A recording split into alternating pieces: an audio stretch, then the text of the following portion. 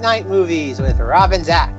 This is a podcast about cinematic oddities where we discuss any media that is too bizarre, abnormal, or off-kilter for contemporary audiences. Occasionally, these projects gel. Most times they crash hard into the realm of obscurity. Join us as we delve into the cult classic swamp. I'm Zack. And I'm Rob. And this week on Cinemodities, we want to bring a close to our foreign animation series. Man, Zack, it feels like months since we talked about foreign animation, but it's just been a week. How crazy is that? I know, right? It feels like actually 2.5 months, but it's only been a week. We talked about Cowboy Bebop. We went through a time warp or something, I swear. But we would like to bring this series to a close by taking you all to a very specific location. Neo Tokyo 2019. Jukeboxes still have the doors and cream on them. The Olympics are coming in a year. But not if some crazy alien figure has anything to say about it. I'm jumping right in, Zack. I want to get started. We are talking about 1988's Akira! Is that a good way to say it? Canada! Oh, yes. So, oh, man. Animated film, foreign animated film, loosely based on a manga. I guess we'll get into that. A well-known film. It gets a lot of respect. But something I had never seen until Zack proposed it. And yes, as we've been saying, as I think we've been saying, after this time warp we went through, this is really a Rob's Choice series. I've given Zack some good foreign animation. I gave him Perfect Hair Forever, and he got really angry. And he proposed this. And I'm really happy about it. So, Zack, thank you for proposing this Akira for us today. How did you find out about this? That's really my question. How did I find out about it? Well, not to get off topic, though, but one of my favorite memories when I was in college was people would come up to me and be like, "You're into anime, right?" And I'd look at them and be like, no, ew, no. And they'd be like, really? And I'm like, yes. And after the fourth time this happened, I said, seriously, what is going on right now? Because it happened over a sustained amount of time where it was just like, it couldn't have been people in cahoots. But no, I've never been one for anime. The most I've ever dabbled in anime would be probably the original Yu-Gi-Oh! TV series. After that, I really don't have much interest in anime. It's one of those things where it's like, if it's good, like Rob showed with Spirited Away, I can appreciate it. Nice. But most times it's just, it's nothing I particularly care for. How I found out about Akira, it's one of those things I've been aware of forever. But it wasn't until, once again, college, where there was a library on campus, and they had a small collection of DVDs, and I always felt sorry for the DVDs because I figured nobody ever checked them out. So I would go through there just looking for things that I always want. And I figured most of them were brand new because nobody ever used them. And I figured, I'm gonna sit they'll play fine. That's one thing I hate about getting DVDs or any sort of media from the library. It's usually treated very poorly. And I saw Akira. I'm like, okay, because there was an A. It was one of the first things I ever looked at. I'm like, okay, I've always heard about Akira. Let me just watch this. And I watched it, and it was neat. It was something different. I appreciate it for what much like many other things. I appreciate it for what it is, though. I do not think it's the magnum opus, or at least I don't see it as the magnum opus of all anime as many see it. But I think it's pretty good. I think it's one of those things that everybody should watch at least once, considering it's probably, if not the best of its genre or medium, it's pretty close to that. I don't feel it's the pinnacle of it. Okay, right on. Well, I have to agree with you on that point, that I don't think it's a magnum opus by any standards, even in its kind of own field. It's great. I really liked it. I watched it once before this. I watched it once before the time warp we went through, and I kind of felt a little bored by it. But at the end, when stuff started to pick up, I was like, okay, I can kind of get behind at least what I think this movie is portraying to me. The second time I watched it for this recording, I was absolutely enthralled. I loved it. I was really into it. I didn't think it was boring at all, and it was great. But we'll get into that. I guess we'll get into that, how we feel about it. Do we want to give a plot synopsis or anything like that? Do we want to give as much as what we can explain about the plot of this movie? Okay, I'm going to do my best plot synopsis of this. Okay. It takes place in Neo Tokyo in 2019. 2019. And you have, like, there's a lot of crime in Neo Tokyo. There's gangs. There's just, it's a mess. And, okay, how do you describe this movie? Our main character is Canada? I really think it's Canada. Like Canada. It sounds like Canada, the country. And, okay, God, how do you explain this? And he has a friend named Tetsuo who... Oh my God! How do you explain this movie? How do you be? He has a run-in with a Smurf, and that gives him psychic powers. Does that? Okay, go through the plot summary first before I start questioning things. Okay. So yeah, Canada, not the country. He has a friend named Tetsuo. Tetsuo, when they're and Canada, not the country, when they're on this kind of biker gang fight at the beginning, Tetsuo gets kind of thrown away from his main group, and he runs into a Smurf. He's not as dark blue as the Smurfs aren't dark blue, but this is a little lighter than a Smurf, I think, and much more shrivelly. Yeah, much more shrivelly. Basically, it's a little kid that looks like an old man, and he's got slightly blue skin. Tetsuo runs into this thing. The thing actually has a force field that's able to protect it. Tetsuo is really hurt. The government shows up, takes away everybody, and then kind of as we get in the story, Tetsuo begins to develop these powers, these telekinetic abilities. I guess I've kind of assumed in the 2 times I've watched it that that's the instance which grants him his powers, but there's nothing really that states that, so... Is that how you see it? Do you see it that's what I always thought. Like, because I've seen the film 3 times. I saw it that initial time in college. I watched it again in the last few years, and I watched it today. And the first time I was okay with it. Second time I really enjoyed it. This time I almost fell asleep through it. Like, I think I did fall asleep through it a couple of times. I had to go back and keep rewinding it. And we'll get to that in a moment. But no, going back to the film, I always thought that's how he got his powers. Yeah, I don't think he gets...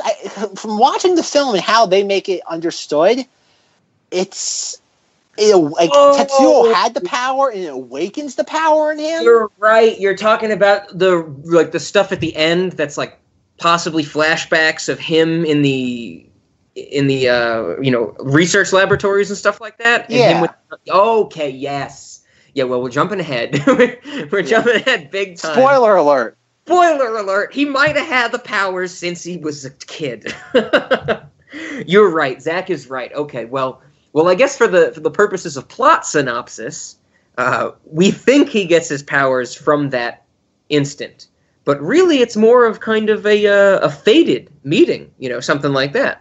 Yeah, something like that. Because it's one thing that's worth noting is that, like, how did you watch it? Did you watch it with the English dub or English subtitles? Good question. I did English subtitles.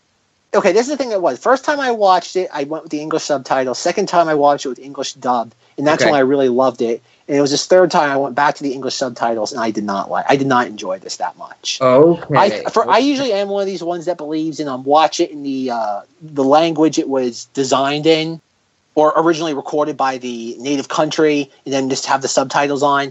This is one where I think it's much more. You can appreciate it much more by watching it in English dub. Even though it kind of kills me to say that. Okay, that's why I feel, at least. Okay, well, yeah, I've never seen that one. That's a good thing you bring up, because I'm glad you've seen both versions or different versions, because I've only seen the subtitles that I have. And I know I've talked about it, but Zack cut it out of our Gremlins 2 episode when I went on a giant rant about subtitles. So they're unreliable, to say the least. That was a Fantastic Planet episode. No, that was Gremlins 2. Because I downloaded the Gremlins, like I actually got the Gremlins 2 subtitles file from someone that I trust, and they were still garbage. By download, you mean legally obtained from a store for cash, right? Yes, I have the receipt. But yes, anyway, I'm glad we have that different perspective on this movie, that you've seen both of these versions. And that's interesting that you feel so strongly about the different kinds of versions.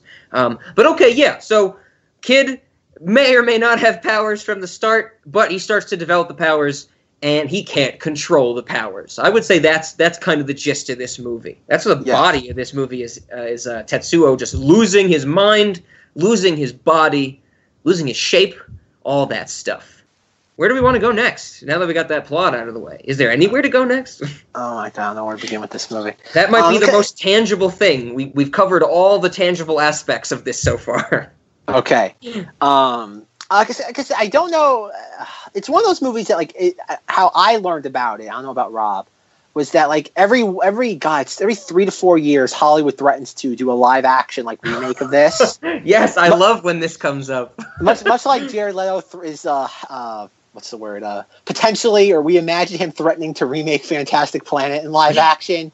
Hollywood actually threatens to remake this every few years. I think the last time Garrett Hedlund from Tron Legacy was going to be Canada. Okay. And Gary Oldman was going to be somebody in it. I have no idea. Probably the old military dude. Like the main military the colonel? Dude. Yeah, the colonel. Yeah. And then I think the last time I heard about them threatening to remake it was Jordan Peele was maybe attached to it. What? And it was kind of like, no, Jordan Peele, don't. Man. I think he's too smart to touch something like this. I think he realized that he can't. Not that he can't add anything to it, though, but there's no reason. There's really no reason. I think. Yeah. I agree. It was a really fun time period in Hollywood when this was happening. Because, like, Get Out came out, Jordan Peele's Get Out, and like that made like an insane amount of money for like it cost nothing. And then they're like, oh, what's Jordan Peele's next project going to be? And they're like, oh, he's hanging around Warner Brothers Akira. Everyone's like, okay, well, it's at least an interesting choice. Yeah. And then a week later, the Scarlett Johansson Ghost in the Shell came out and just bombed with critics, bombed with audiences. Had a major what do they call it, like a white lash, where like they hire like a white actress to play like a foreign lead. Yeah, I heard all about that. And all the talk of making an Akira live action just went down the drain after the weekend Ghost in the Shell. It was really funny because like one came out I think like February 14th, and Ghost in the Shell came out like March 7th, and it just fell apart in a month. But no, so like that's just one that's just fascinating. So like no, like that's always how I've looked at this film. Like every time I watch it, I'm like, how would you improve this in live action? And I definitely think it'd be a very interesting film in live action. Like a lot, like even like especially like the end of the film. You could have a lot of fun with it, but like outside of like some of the bizarre elements that are kind of sprinkled throughout it, it's not really a psychedelic or a really visually zany film beyond certain points. No, I agree with you completely. I wouldn't say it's over the top visually. I think there's points where it needs to be for certain aspects of it. I think the animation is a great example of that classic 80s kind of just Japanese anime style, very similar to Cowboy Bebop, which we got in the early 90s. Very similar to Spirited Away, which came much later, but was certainly to some extent influenced by this. And that is something I want to talk about. Something that I got in this kind of rewatching, the second time I watched it.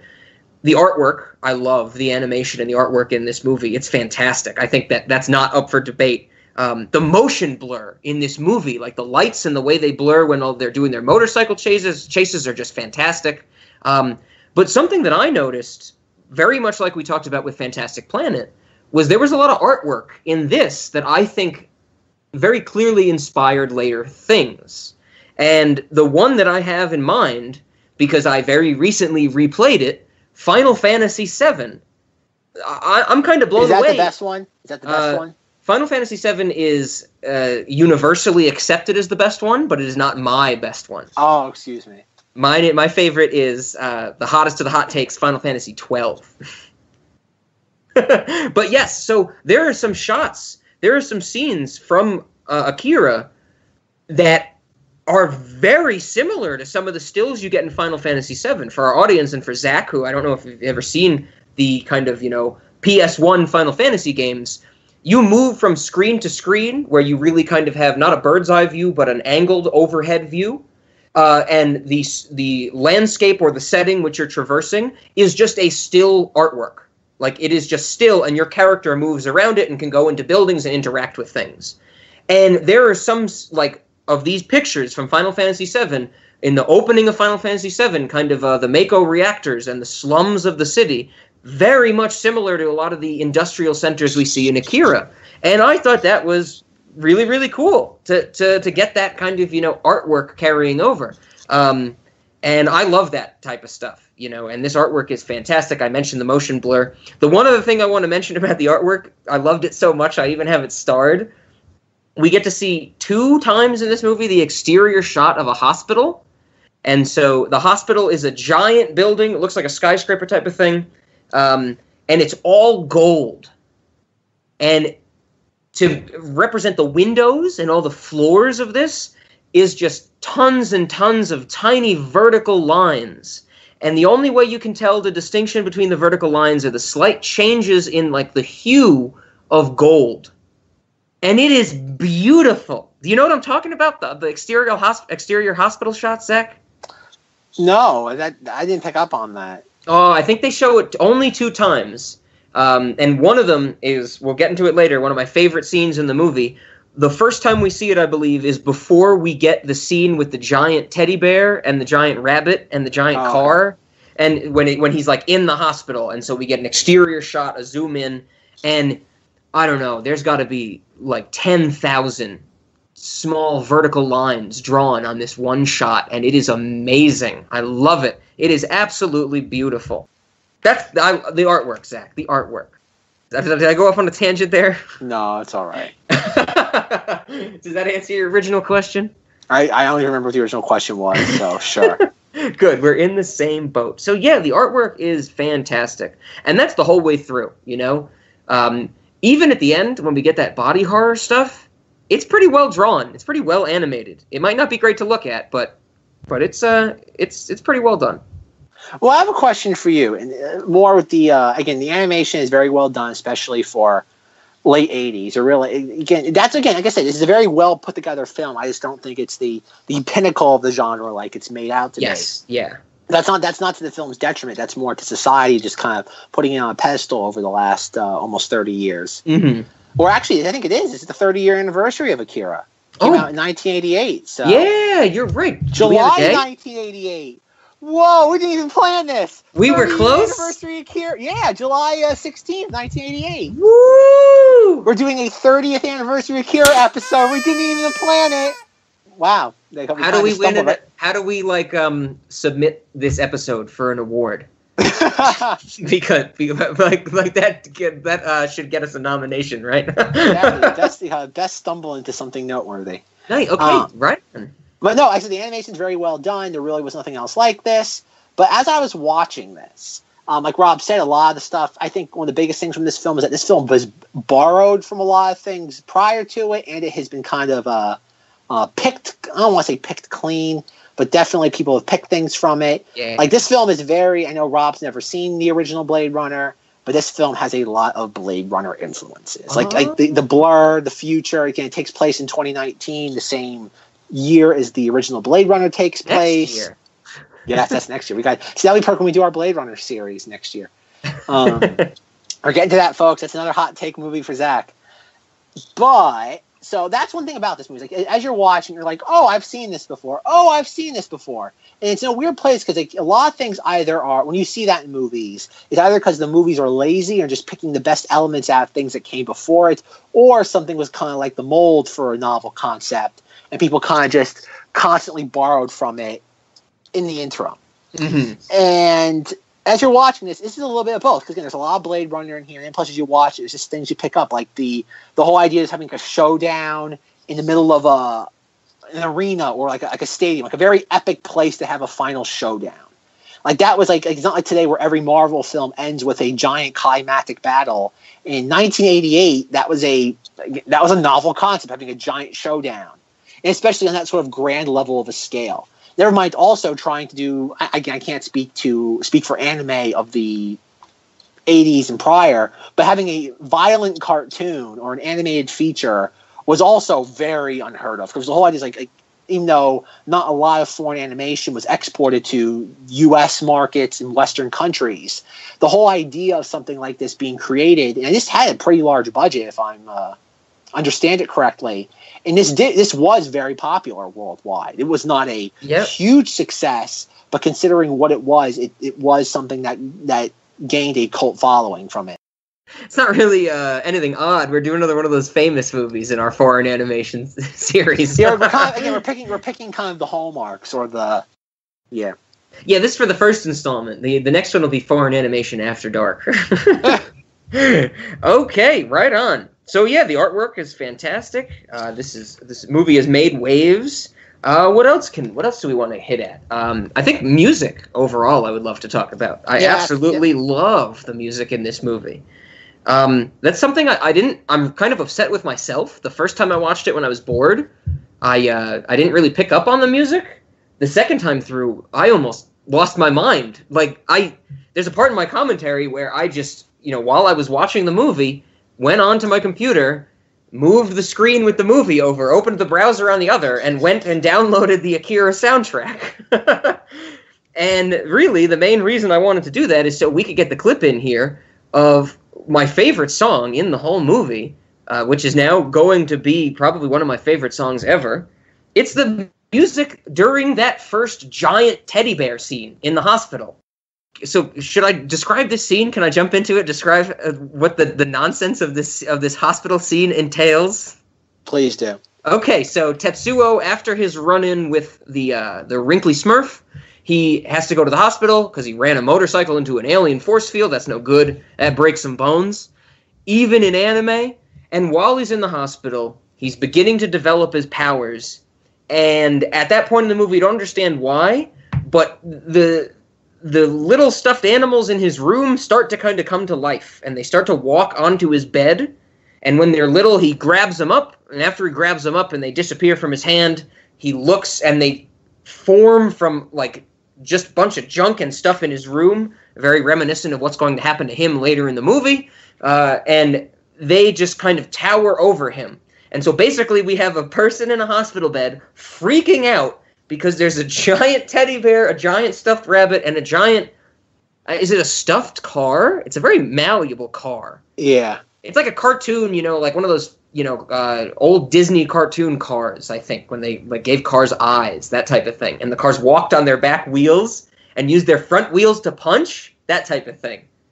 I don't know if anybody's going to understand what I'm talking about. But this whole scene, there's a song that plays. And the song on the soundtrack is called Dolls Polyphony, which makes sense because it's the dolls that are coming after him. And I'm going to do my best impression of the foundation of this song, like the main melody.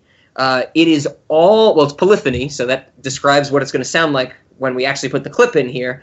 But it is all just vocalizations. And it is just layers and layers and layers of people going... Bloop, bloop, bloop, bloop, bloop, bloop, bloop, bloop, bloop, bloop, bloop, bloop, bloop, bloop, bloop, bloop. Zach, do you want to give it a shot? No, I'm good. You owe me so many impressions at this point. Nope. You owe me this now, and you owe me Action Hot Dog. I'm keeping track. Oh, God.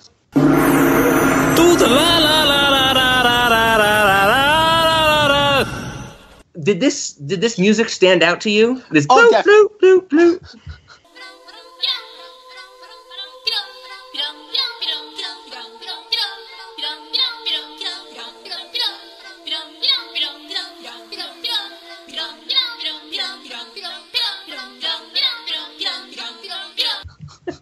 Yes, bloop, bloop, bloop, bloop did stand out to me.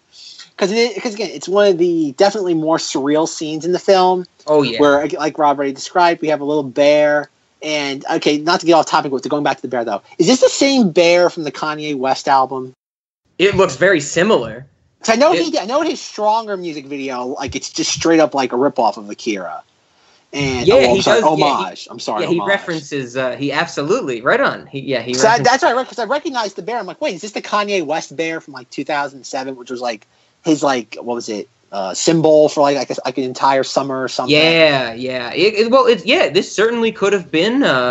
It certainly could have been inspired by this bear. That makes sense. But no, so that's definitely one of the parts of the film where you really kind of go, okay, because again, it's a weird movie. Like, it's fair to say that it's a very, everything is heightened, everything's kind of exaggerated. Nothing, there's a real world element to it. Like, people get shot. It's not like people get shot and they're fine. Mm-hmm. But it's very, this is bloody. Yeah, it's a very heightened film. So when you see a little bear, because first the bear starts like dancing on his bed along with the rabbit in the car, and then they eventually become like what would you say, the size of like 10 feet tall, maybe even more. And obviously you hear What? They fill the room. They like fill the height of the hospital room. Definitely. Yes, and they start like bleeding milk, and they create like a milk pool. Yeah, we don't know it's milk at that point, but they do start bleeding milk. And Tetsuo's like, milk? It's milk? Well, that's gonna be a good clip.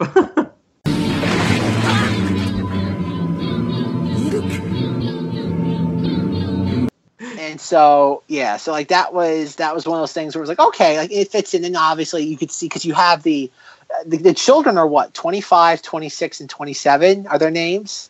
Yeah. They're experiment numbers, yep. Yeah, and I know on like Wikipedia they call them the Espers. Are they ever referred to that in the film? No, I didn't even know that. I didn't read that at all. That's what it says on Wikipedia. I don't know, maybe I could be interpreting that the wrong way. Hot damn, okay. Hot damn. And so you have that. It's like that again. That's one of the it's one of the more surreal elements of the film compared to everything else that's going on. Forget again all the violence and all the powers that some of these characters have. Mm-hmm. It's great. I love that scene. I love that music. The music, makes the scene, I would say. And this time I watched it, it just got stuck in my head. I've just been running around my work and apartment going bloop, bloop, bloop, bloop, bloop, bloop, bloop, bloop. I'm looking at pictures of this bear from Akira and the bear from Late Registration, the Kanye album. They're absolutely designed the same way. Like, same dark brown fur, same style on the eyes, same way the ears are designed, where the center of the ears is tan, like they're not the same color throughout. So I think Zach's right. I think this is, we got a connection right here. For any listeners who don't remember or tried to like scrub ahead in the podcast and skip this nonsense, Zach brought this up. Zach made this Kanye connection. Can I get a breaking new ground sound right here? Well, no. We're taking that one away. It's getting cut off. We have to reverse it. It's hard cut. Because I remember that, like, I knew the Kanye West Strong, because that Kanye West song Stronger is just like a ripoff of everything. It like overly samples Harder, Better, Faster, Stronger by Daft Punk. And it, like, all the imagery from that video is just straight up Akira. Like, there's nothing original about that song or that video. It's going to be a maelstrom of sounds, I think, then. Okay, good. So, music, done. Music's great, animation's great. What else can we... I was curious about the actual film. As I was watching this, is there an antagonist to this film? Is there a bad guy? Who's the bad guy of this film? That's a good question, Zach. That's a really good question. Well, I think I have two answers. I think I have the long answer and the short answer. Okay. Short answer is ourselves. I think the humans are the bad guys in this movie. The long answer gets into what I actually think this movie is going for. And, well, I guess peek behind the curtains. I don't know if we want to get into this now. I don't feel any battery acid spritz in me, but peek behind the curtains. This is going to segue or transition into our Unsolved Mysteries series. I was about to do the X-Files music, but I know that's not the right music, and I don't know the Unsolved Mysteries music yet. I haven't bought the vinyl. This kind of was proposed to me when Zack brought it and said, the ending of this movie is an unsolved mystery. And it kind of is. Like, the ending of this movie doesn't make the most sense, kind of in traditional terms, but I certainly get a certain feeling from this movie and what I think they're trying to present to us. And I don't know if we want to get into that now, if we want to talk about more of the earlier scenes and kind of how we get to the ending of one of our characters literally screaming, "This can't be right! This machine shows it's the birth of the universe!"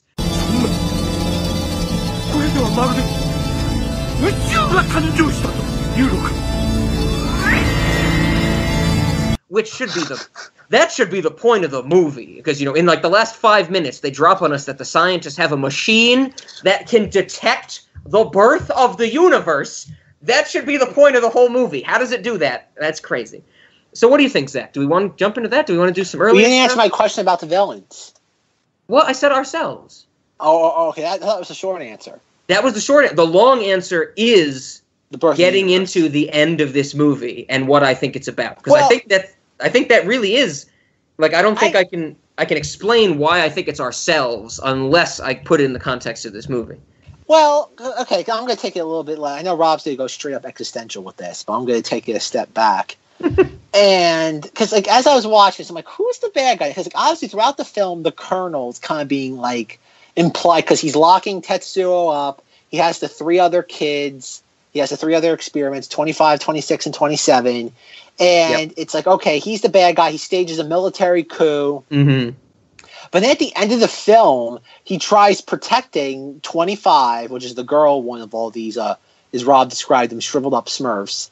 And he tries to protect her. And then as Tetsuo's, like, becoming a giant cancer baby, she protects the Colonel. She, like, teleports him to, like, a tunnel. And she's like, go in here and don't come out. Yeah. And so it's a weird film because you think that, because then there's, like, a whole element to this film about, like, government corruption, because there's, like, a council of government members, which gave me, like, flashbacks to the Phantom Menace. But you have, like, a council of people who decide things who are, like, more or less ineffective.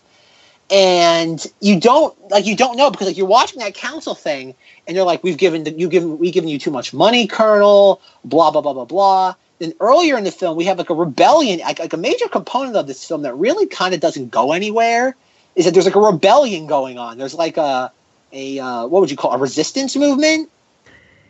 Yeah, it's specifically about the Akira project and like the shriveled up Smurfs that the Colonel's working with, but we never really get any backstory except just accept it. Like there's people trying to free them, because we didn't mention it, but that's how we learn at the beginning. The shriveled up Smurf that Tetsuo runs into is being kind of, taken away from that government facility by one of those resistance members. Yeah, and it's kind of like you have this resistance. Like you always hear about the government's fighting with this resistance. There's terrorist attacks.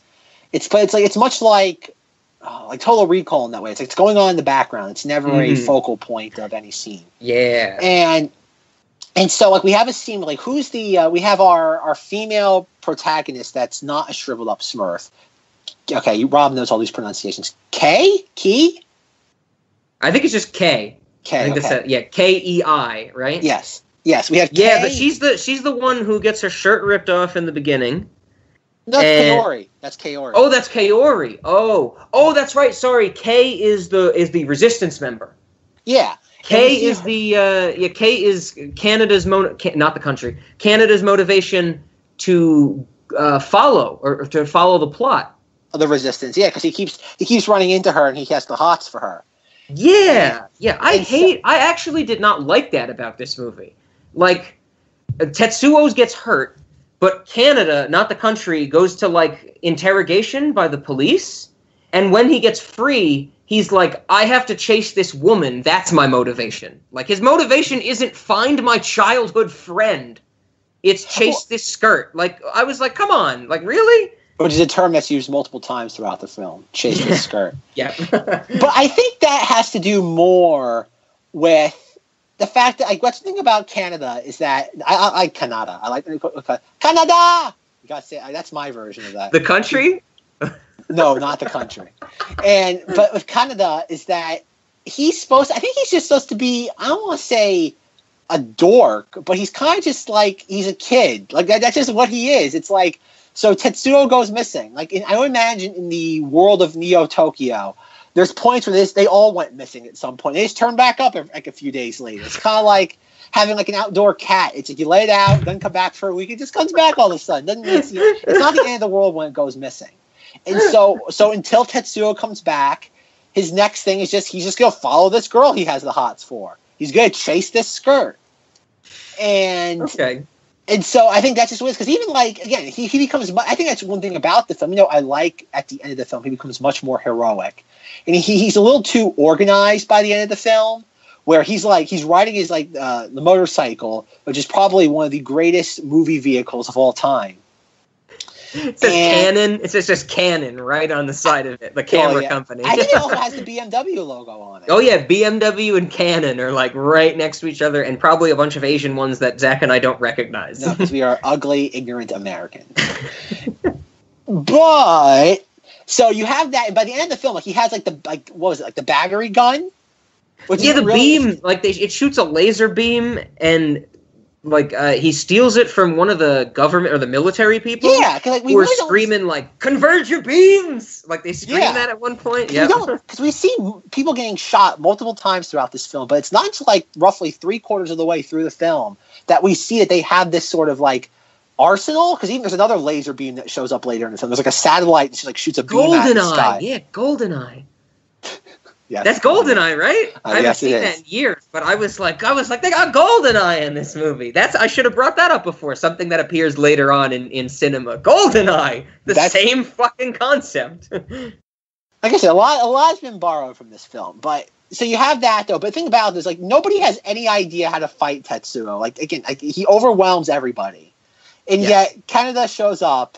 And he just, like, has his little motorcycle. He's riding on the most, like, uneven terrain possible.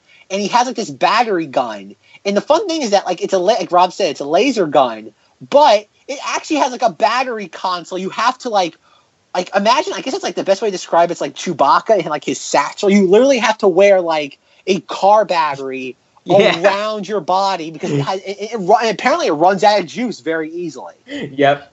And because at one point in the film, I think it's probably my favorite scene of the entire film is that he at one point Canada actually gets a clean shot at Tetsuo, shoots him, and he has just enough juice in the gun that it just pierces a hole through Tetsuo's shirt, and that's it. And he gets mad. He goes, "What's he say?" He's like, "God damn it!"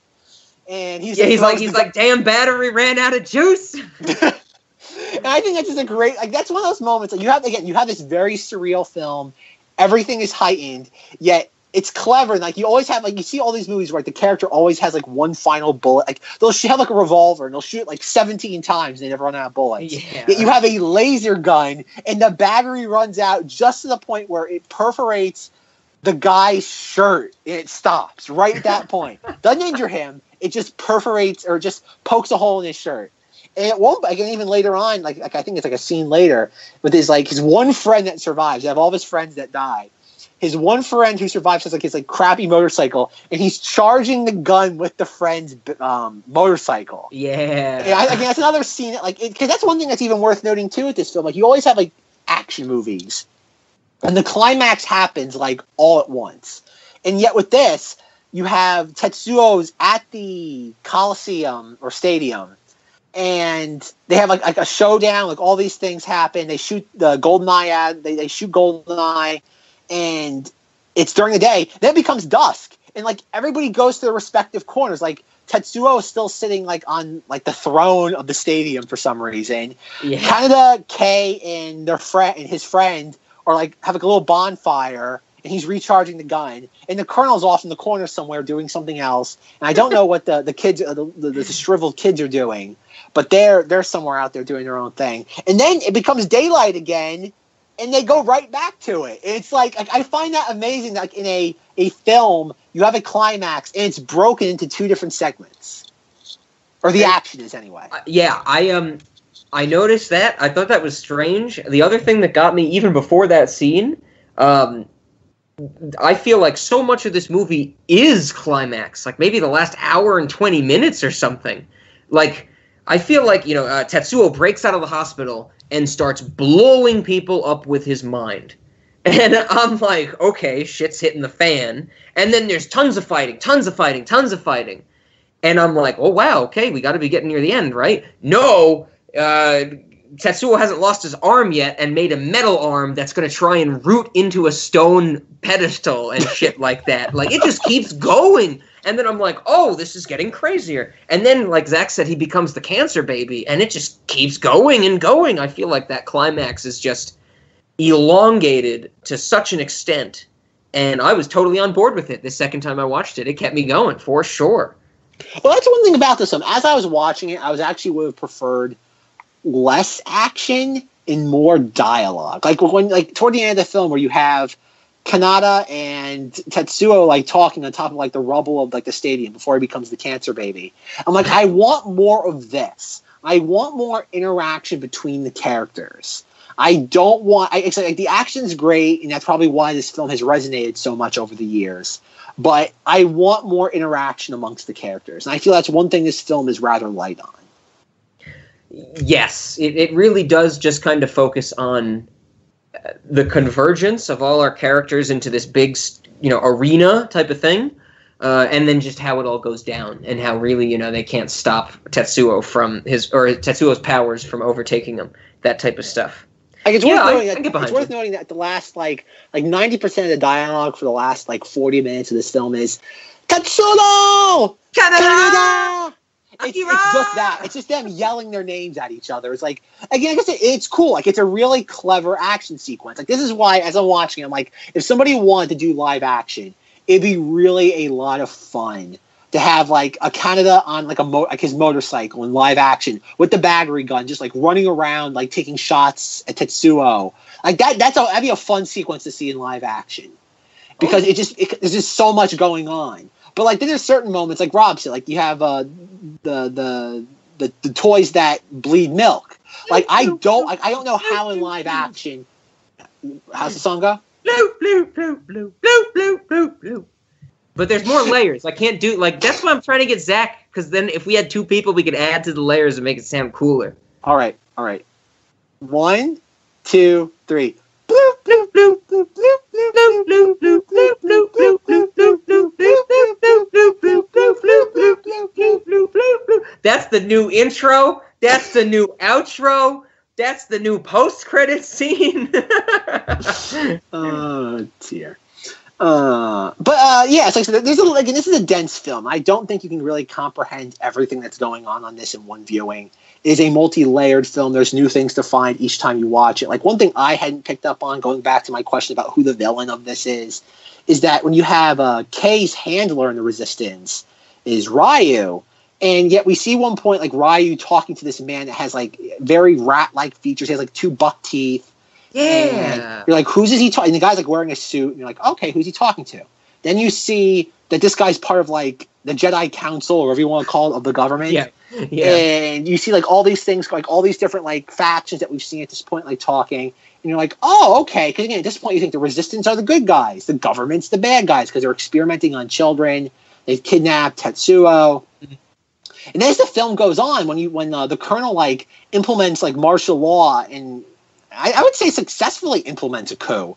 And I didn't think about it as martial law or a coup. I thought about it as like the most childish reaction ever, because with the subtitles I have, it basically goes down like, the Supreme Council wants to arrest you, Colonel. And he goes, they want to arrest me? He shoots the guy. Arrest them! Oh, I didn't have that. I must have had better subtitles. I didn't have my that. Subtitles made it seem so comical. Like he's just like, they can't arrest me, arrest them, and he does arrest them. But it's worth noting though is that we really don't even see that. No, we only get to see the suicide, right? He eats all those pills in the alleyway or something. Yeah, or I think he needs the pills, because at one point he doesn't, because we see him, because again, this is the point where you kind of realize, wait, maybe the government is the bad guy. Oh. Or not the bad guy, not like the Colonel, but like the bureaucracy. Yeah, the Jedi Council's the bad guy. Again, like I said, I think this goes back to the Phantom Menace. There's so many movies that have stolen from this. Mm-hmm. And so like that's what I'm thinking though, because like again, the Colonel survives. He's not a bad guy in that sense, because we see the Rat Man, and he's clearly aligned with the Resistance. And when everything hits the fan, he's putting like wads of comically just shoving wads of cash and like bonds and like everything in there, and like trying to like sit on the briefcase to make it closed. And that again, and the Resistance is wiped out more or less, because we even see the point in the film where Ryu and all of Kei's friends are killed, and then like there's like Rob probably has a term for this. Charlatans, I guess, like all the like religious charlatans are like, like the guy who's like has like the, I don't know what's how dreadlocks, but he's like he looks like Uncle Grandpa from Perfect Hair Forever. Yes, Uncle Grandpa has like one tuft of hair, doesn't he? What? Doesn't Uncle Grandfather is like he has like just a little. He has like, you think it's Quaffio? I don't know. He has like the same like face though. Like there's one. Cause I know it's at one point in the film where you have like all the like resistance people like walking across the bridge with Tetsuo. They're like, he is our god. He is our savior. Yeah, and, yeah, okay, yeah, like the zealots. And there's stuff one like guy that. that's made out to be like, he looks more like the Ayatollah, like the Ayatollah Khomeini. He looks like he has that going. Like imagine an Asian Ayatollah Khomeini. Like that's what I think of. Okay. Because he has like the dark sunglasses on, like Uncle Grandfather has. Okay, I see that. And like he's being carried like on like some sort of, I don't know what it's called, but he's being like carried, and like Tetsuo like blows up the bridge, and all these people go into the water and presumably killed. Mm-hmm. Like it's worth noting that during Tetsuo's like rampage from the hospital to the arena, like he just like wipes everybody out. He wipes out the resistance. He wipes out the government like army, and I think that's part of what the film is going for, especially the whole end where, again, this is part of Rob's to get into it, but like, again, he's the rebirth of he's the birth of a new universe, Tetsuo, of his power. Yeah, there is no way they're having the Olympics in Tokyo after what fucking went down at the end of this movie. Like, with how many people died, there's no way. Well, the arena's underwater now. Oh, okay. That's in the film. Yeah. That's what happens. Like, isn't it? Yeah, like, because the water pours in. Yeah, because they because Tetsuo brings up Akira's 1/20th of a basis point Kelvin room to a regular temperature, right? And it like sinks in the whole stadium. Yeah. Yeah. So no Olympics, not happening. Well, it's worth noting that the real 2020 Olympics are happening in Tokyo. I think they're going to cancel it after our review. We're gonna war of the worlds. People are gonna think that we're talking about something that's real. Well, I figured in 2019 we're gonna see a cancer baby destroy the stadium that they're gonna hold the Olympics in. That could also happen, and then we could say that we tried to warn everybody in 2018. Exactly. For the 30th anniversary of this film. That is a really interesting point. I did, of course, read about that. When they announced that the 2020 Olympics were actually going to be in Tokyo, there were a bunch of conspiracy theorist people going, "Oh my God, Akira predicted the future!" Just like The Simpsons and just Family like Guy, The Simpsons and South Park, and Nostradamus, and the Bible Code, Spoiler alert. I don't know if I want to get into the ending right away, even though we do have to talk about the ending. I do want to mention, I think, one or two scenes before we hit up the ending. One, you had to know I was going to bring up Zack.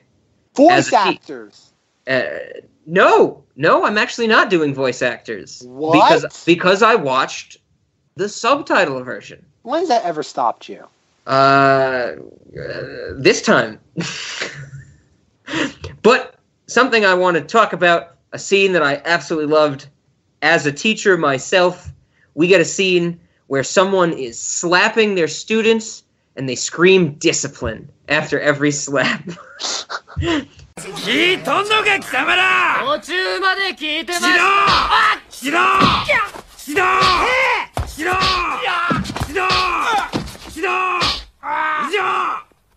gotta. I had to give a shout out to that scene. I can't do that as a teacher. I don't often want to do that as a teacher. But man, if I could, it would go down just like it goes down in Akira.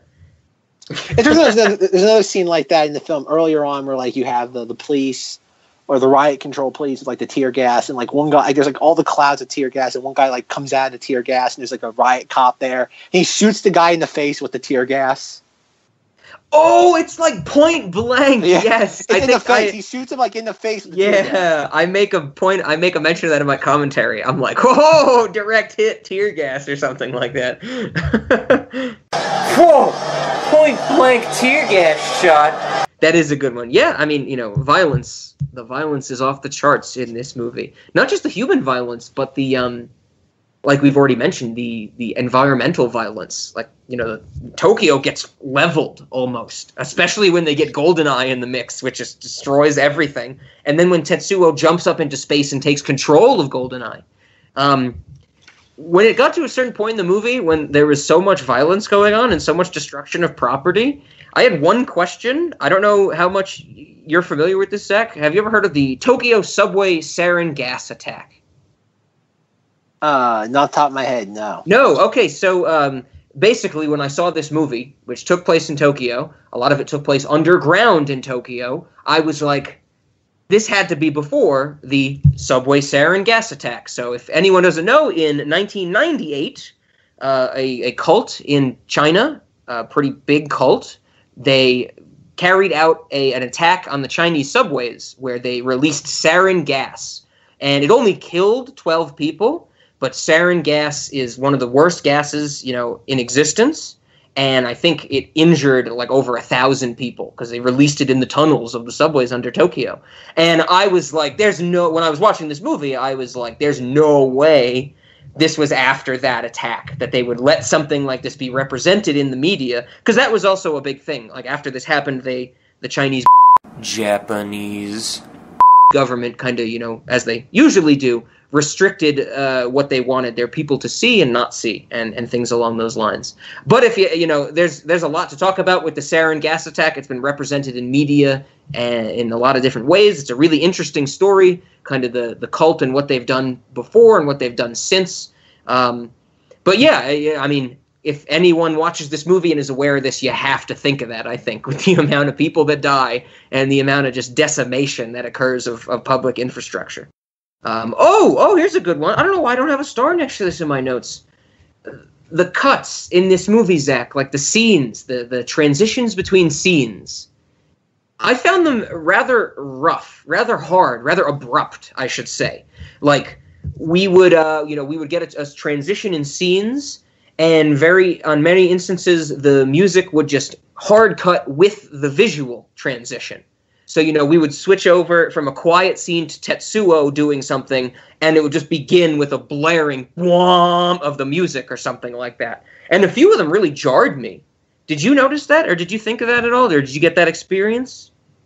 Like going from light to dark, like not just the sound, but, a lot of like the sewer scenes with the resistance, they would be in a dark setting. It would cut really abruptly to light outside.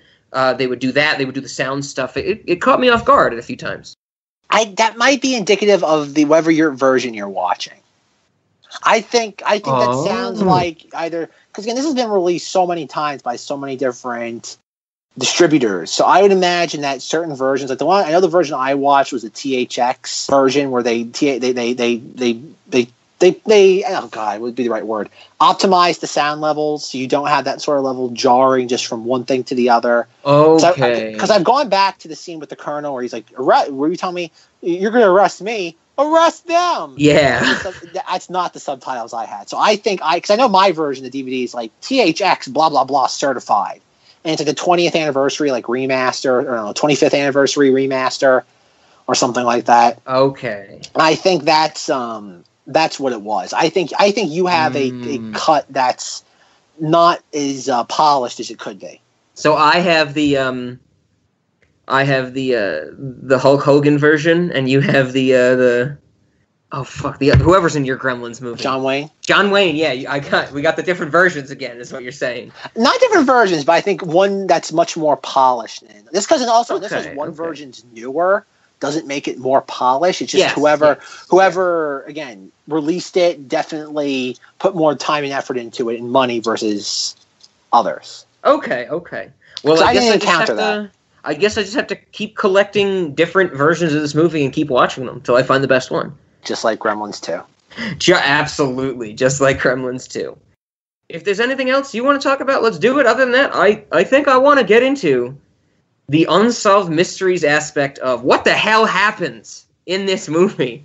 Well, before we get into the unsolved aspect of this movie, what the hell happened, it's one thing going back to just the legacy, again, as Wikipedia calls it, and even a couple things I picked up on this film, like I said, Star Wars, even like in The Force Awakens, I picked up like even when the soldiers are coming out of like the drop ships or the helicopters, there's a very same feeling from The Force Awakens when the stormtroopers pour out.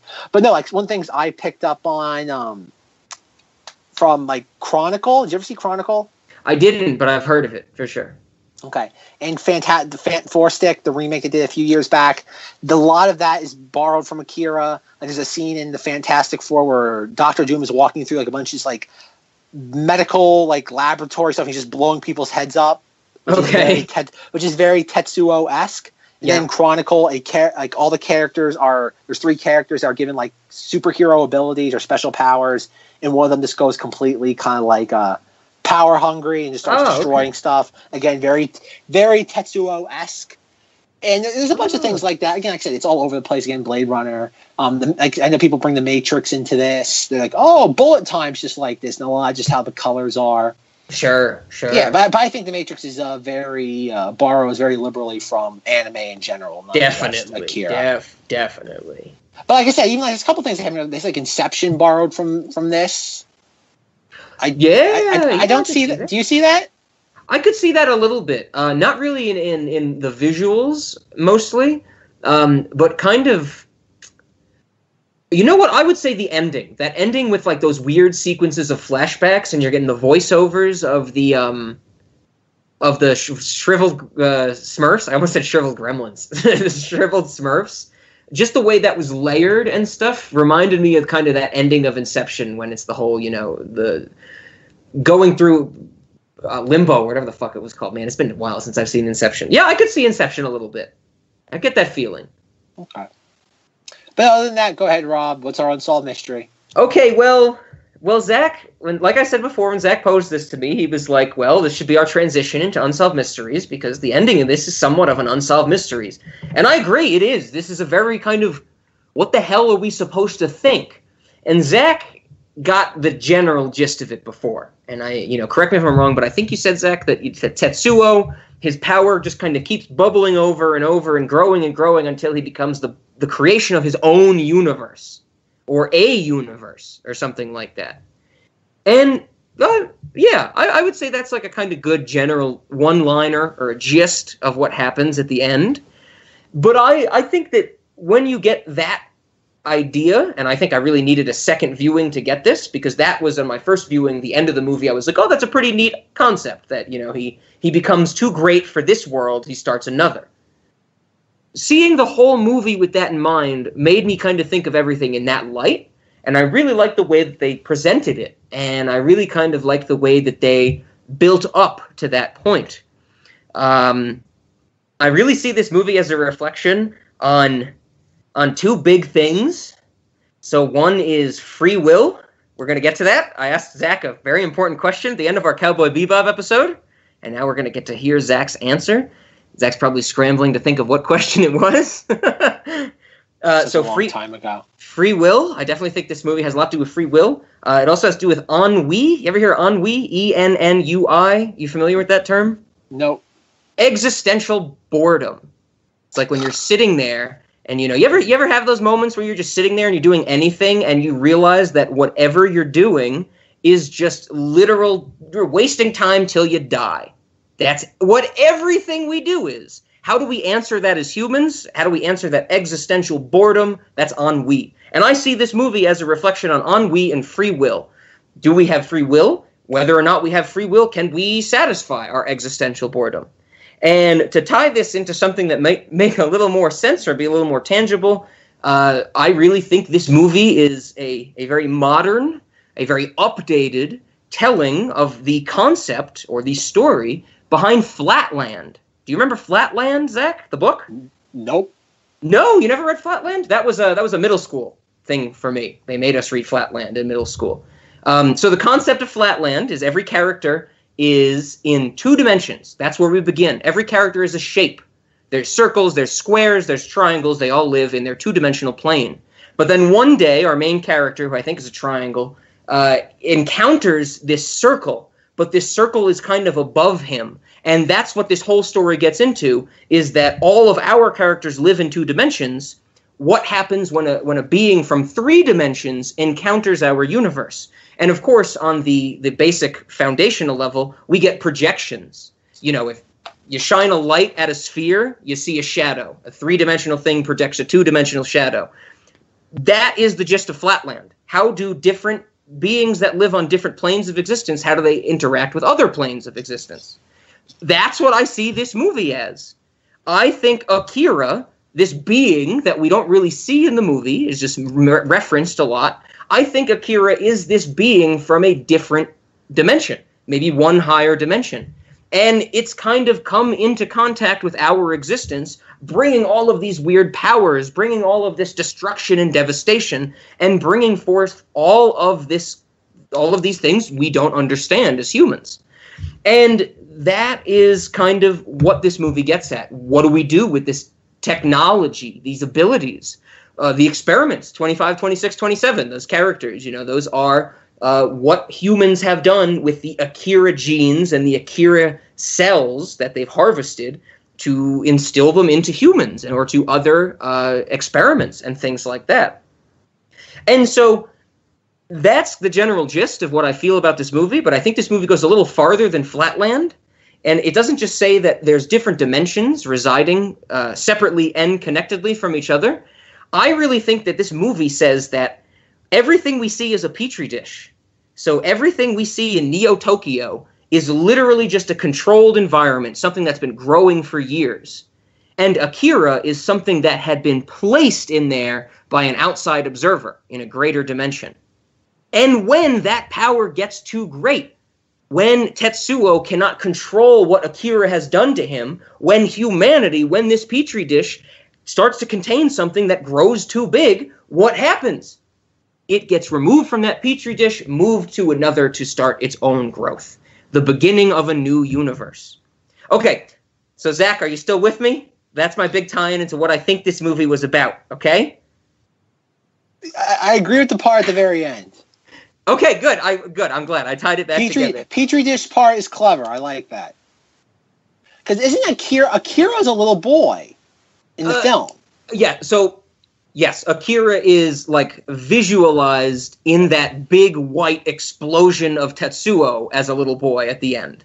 Before that, Akira is just parts, just body parts that are chopped up for science. So, yeah, so that's why, I'm thinking that Akira is...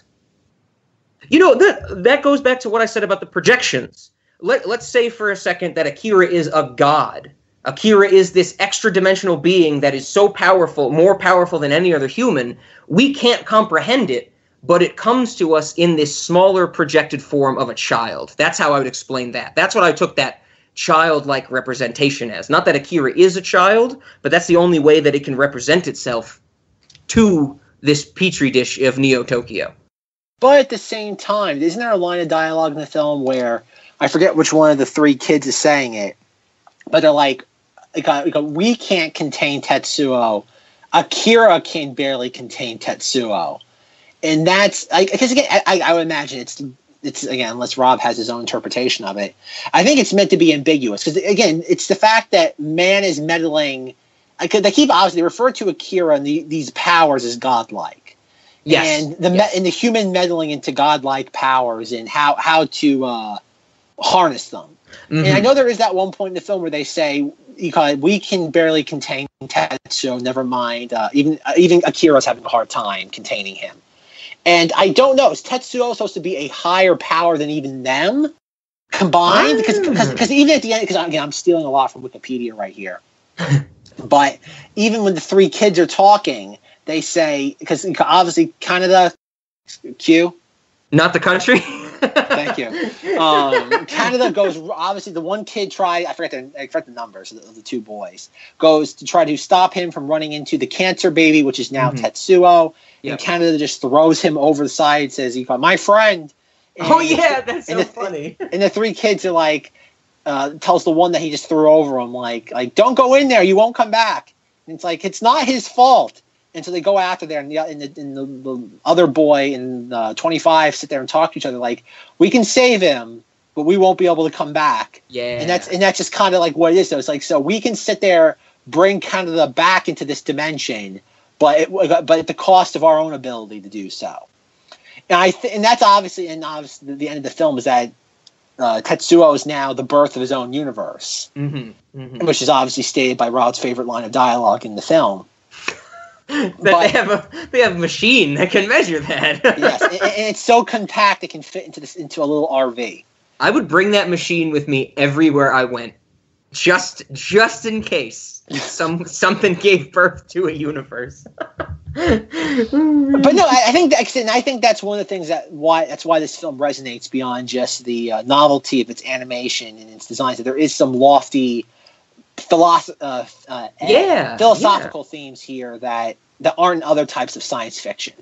Yes, and I really like that about it. You know, like I said before, I just love when movies make me think, movies make me learn. So everything I said already, you know, that's the idea that I had about what I thought this movie was throwing at me. I really like that idea. That's a great thought experiment just to play around with it.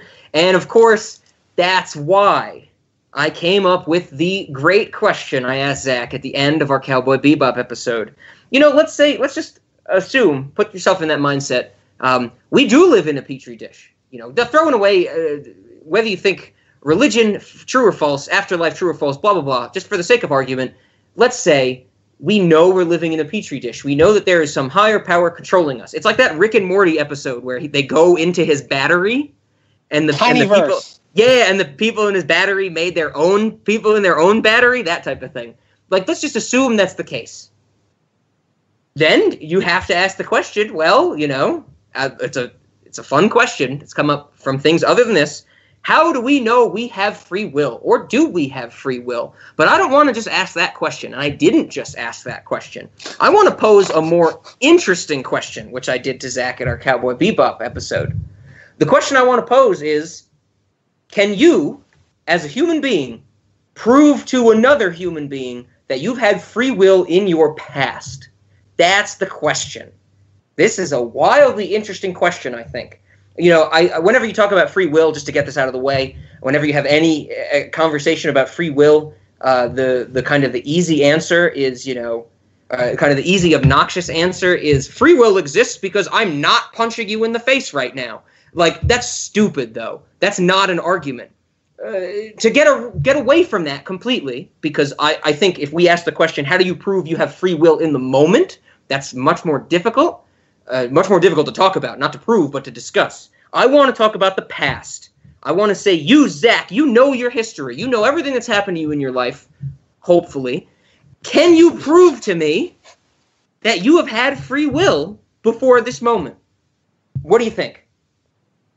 Oh, God, this is more Rob Gobbledygook. This is a great question. Oh, God. Zach, you had like a week in a time warp to think about. A week in a time warp. I've had free will in the past. Well, how can you answer that though? Because everything in the past. Okay. Here we go. That's a good way to start. How can you answer that? Let's break it down. My first question would be at the time. Okay. This is my answer. Sure. At the time, I did. That's it. At the time, is that your proof? Ask the question again. Can you prove to me you've had free will in your past? And my answer is at the time I did. Okay, but that's not proof. That's just an opinion. I did know at the time I did. At the time. Can you prove that to me? I made a decision based on all the evidence I had at the time. But can you prove, Zach? I have wings. That's the same thing. I can't prove that. Can you prove that at the time you made a decision of your own free will? Can you prove that to another person? That's the question. If we're gonna make sure every statement ever made needs indisputable proof, then nothing is concrete. Then everything is lucid. Oh, okay. Well, that's not a rabbit hole I want. No. Okay, no. I don't want to go down that rabbit hole. Yes. Then nothing is set in stone. Evident. Sorry, let me rephrase then. Can you convince me? Can you convince me you've had free will in your past? Convince you? Oh, no, absolutely not. That's a better way to phrase the question. Other people maybe, but not Rob. That's a great... No, so before we go on further into this question, that is a great reason just to discuss this, because Zach interpreted what I meant as proof very differently than what I intended as proof. It should have been convince. Yes. I mean, you know, as a mathematician, we could talk for hours about can you prove anything? No, you absolutely cannot, because everything starts from assumptions. But good. Can we convince another human that we have free will in our past? Zach says no. Okay. I think I would have to say no as well. But I have a little more I want to talk about with this. This is the thing that comes up. Zach asked it before. How would you answer this question? How do you answer this question? I would say let's break it down and start by saying, well, what evidence would I provide? Let's say I was trying to convince you, Zach. Let's say I was trying my hardest to convince you that I have free will in my past. I would think I need to present you with something. I need to present you with some type of material that you could use as evidence. And assuming we have access to everything perfectly, I think the first thing I can think of would just be replays of my memories. Those are moments that I know that I have had free will, much like Zack said. In that moment, I made a decision of my own volition. But that's not evidence, you know? If I showed you a 2-hour movie of my memories, you wouldn't think I had free will. You would think it's a movie. That's the same thing as we don't watch Sicario or Akira and we think these characters have free will. Oh, man. Just let everybody know at home, I have no control over this. I try to rein him in, but he just goes off. I try, folks. To Rob's student that's listening to this, that likes it when someone argues with him, sometimes I just can't. You know what? Sometimes he's dug himself so far down the hole. It's good. Try, so folks. That's the next thing. I mean, I think it's the first immediate reaction is, well, yeah, let me give you just a play-by-play of my memories. But that's not good enough. No. That is not good enough. So what else can we do? And I don't know if there is anything else we can do.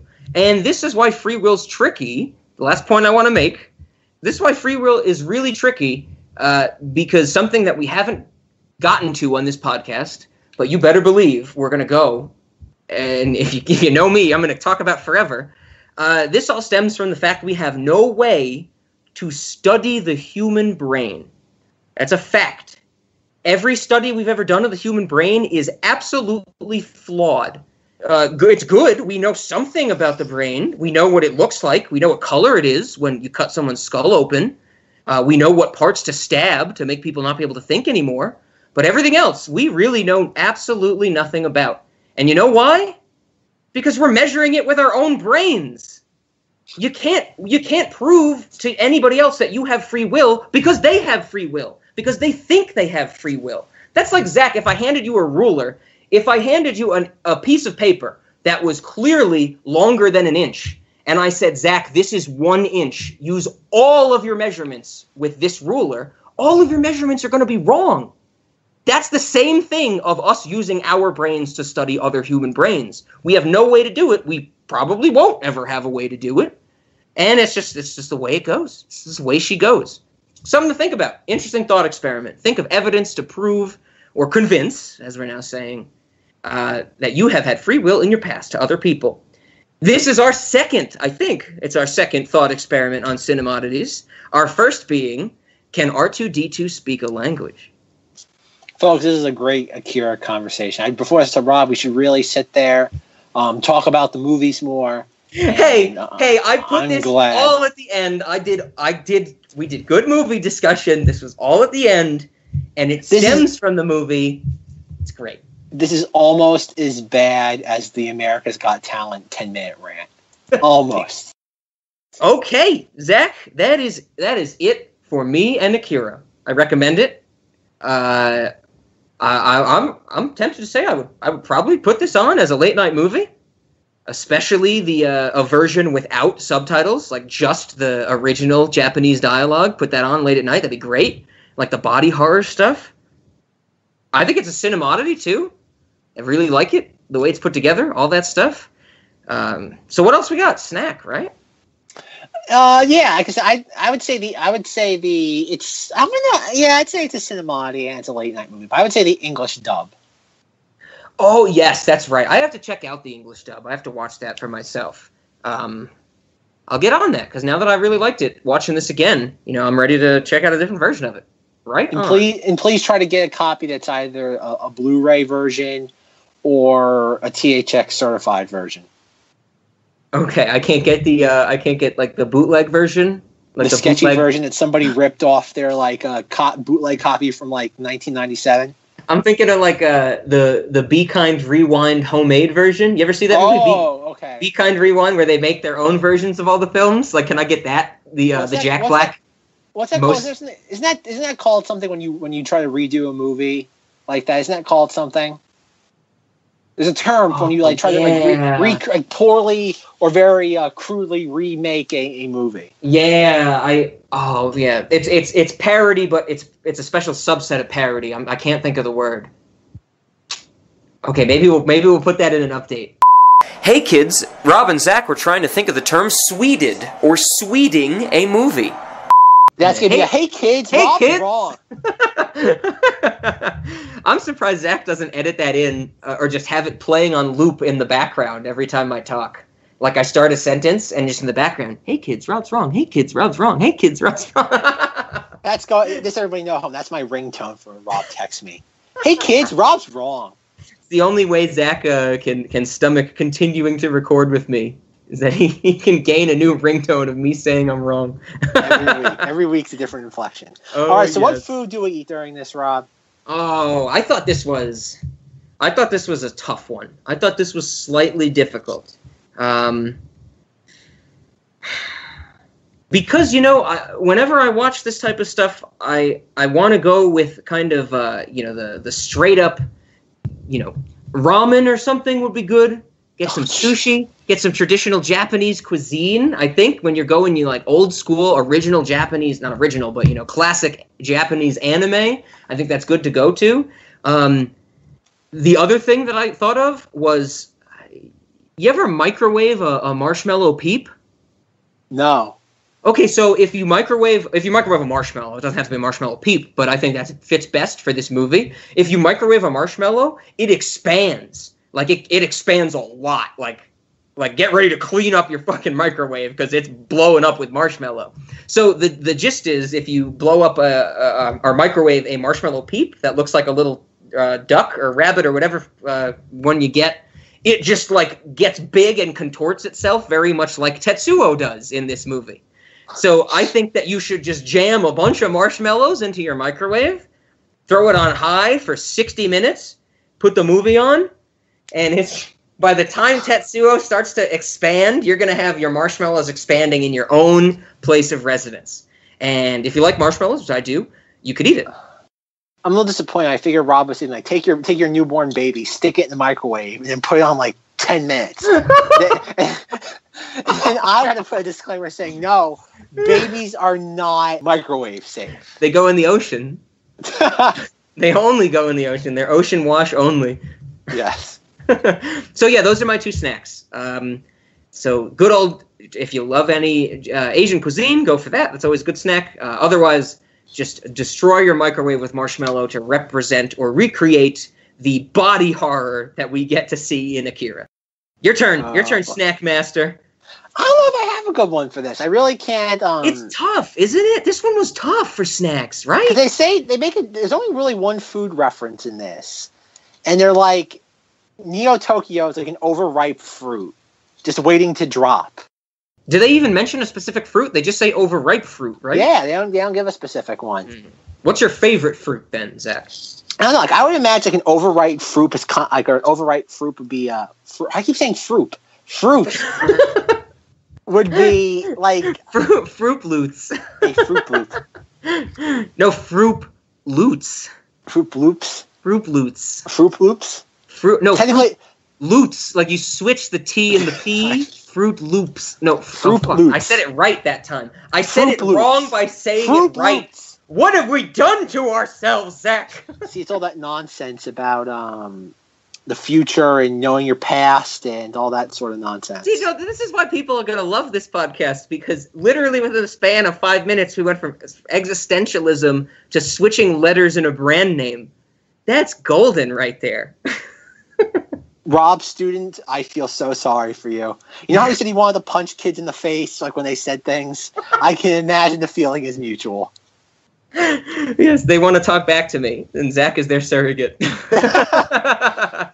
I am the champion for Rob's students. One day, Zach's just gonna like let loose, and he's gonna spew out more curse words than he's ever said in his life, and just rail on me for like 20 minutes, and it's just gonna be like, that's gonna be the episode title. Zach yells.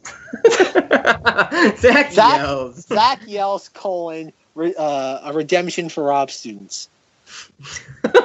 Day of the student. Day of the studentado. Studentado. I love it. Okay. Okay. So, well, you didn't answer my question. I would like to know, Zach. What is your favorite? I imagine like a moldy fruit. I don't know. I'm trying to think of like a. Well, overripe doesn't imply moldy. I would imagine it's getting pretty close to that.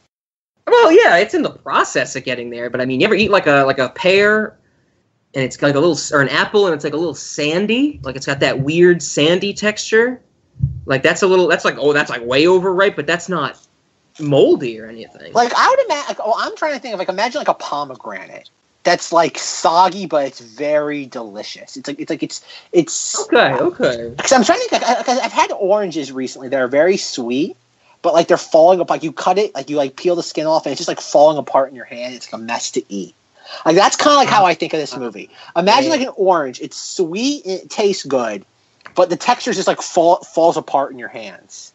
You can't get a firm. It tastes good, but you can't get a firm grasp on it. What about maybe a? So I like that. But what about also a mushy banana? That can be off-putting to some people. So maybe. Okay. I'm allergic to bananas. I haven't eaten a banana in years, so I don't know. Oh God, not the freaking banana rant again. What?